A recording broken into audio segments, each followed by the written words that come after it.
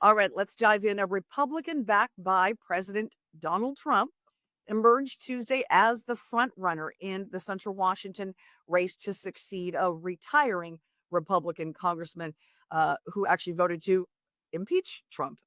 We're talking about the race where Dan Newhouse is retiring, not seeking reelection in that contest. So we ended up with Republican Yakima Commissioner Amanda McKinney advancing on, along with a Democrat, John Dureski.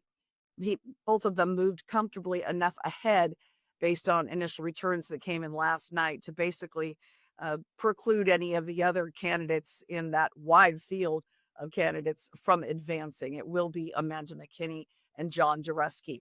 McKinney led with 34.9% of the initial returns Tuesday night. Republican Jared Sessler was the other Republican who said that, no, I've got the Trump endorsement. He and Matt Behnke trailed far behind with 14.3% and 10.3%, respectively. So this was an interview I did with Amanda McKinney from a few weeks ago. I want to share part of that with you since she is going to be moving on to the November general election. Central Washington District 4 has proven over and over again that they are a very smart, educated electorate. And we're the MacGyvers of the United States. We figure things out. Nothing gets past us. And I absolutely know that when people get down to the brass tacks of what actually makes sense and who do I think the president has endorsed, mine is the only story that actually makes sense. And I'm the only one who has proof of it. So I'm very confident that the voters are going to come to the conclusion, which is rational, reasonable, and logical, which is that Mr. Sessler is not being honest. And I am the only candidate that has earned the president's endorsement, and he stood by it. And there's been several occasions when the White House has affirmed, even most recently in this last week, I am the only candidate that President Trump wants to see serving in Congress to help his administration advance our platforms of conservative values that are going to help make life better for our American kitchen tables, our budgets, our businesses, our agriculture, our entire economy and border security, all of the advancements that the president has helped usher into the great golden age that we're going to experience. I'm going to be a part of that, and the president wants to have me by his side. Now, Dereski, the lone Democrat in this contest, where it's pretty reliably red Republican district, he ends up advancing because there were so many other Republicans running, right? He got 30.8% of the initial vote return last night.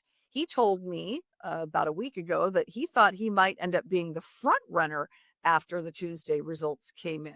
Amanda McKinney was quite a bit ahead of him, but he came in second, again, with that margin of 30.8%. So here's part of my conversation with him sharing his confidence just about a week ago. We want to win the primary and put up big numbers, and then we want to nationalize the race. We want, Cook County and the rest of the prognosticators to look at more than just dollars raised in past performance, because there's something else happening here, and we're making a play for it. And you really think you can turn that pretty bright red district blue? I do. And I mean, look, you've heard a lot of other kind of Democrats say something very similar to what I'm going to say, which is essentially not asking people to become Democrats. I understand that we've got some work to do in the Democratic Party. We've got to regain the trust of a lot of voters, and we do that by sending a new kind of candidate to Congress.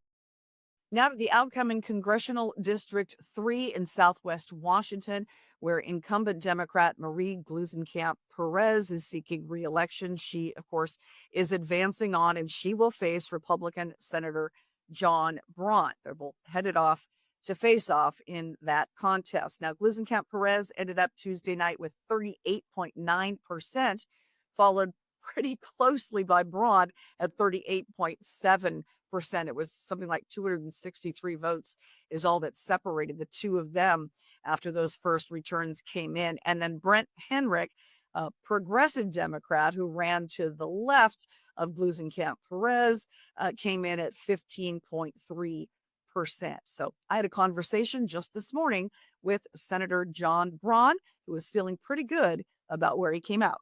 We're excited about the outcome. These are good results for us. It paints a clear path to winning in November.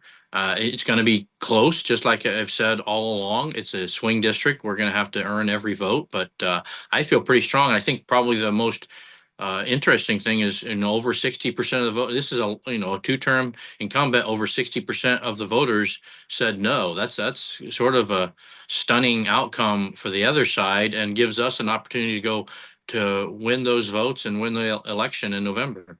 And we have worked really hard to build up our name ID and build trust with voters around the district. And we're starting from essentially from zero in 80% of the district, and we've gotten to I think a great result for the primary, and a clear path to win the 50+1 in the general. So it's going to be a race, no question about it, but we feel pretty good about where we're going. And she continues to try to villainize me and try to characterize me as something that's wholly different than my record of service and delivering results, while she is doing very little. And she's kind of playing this game with the far left of her party, while still trying to pretend to be moderate that represents the district.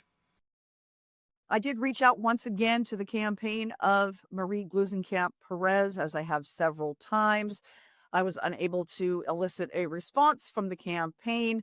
Wanted to get, their reaction, of course, because Senator Braun is suggesting that she only getting less than 40% of the vote as the incumbent is certainly vulnerable. And I did get a response this morning as well from Republican Party Chairman Jim Walsh of Aberdeen for his take on this race. Because remember, this is one that the Republican National Committee is going to be paying a lot of attention to. They are hoping to flip this district and improve their numbers in Congress. So this is what Chairman Walsh sent me this morning. He said last night's result in WA 3, Congressional District 3, says more about the incumbent's weakness than anything else. Under 40% for a two-term Congresswoman seeking a third term. DSA leftists swearing they'll never vote for her again.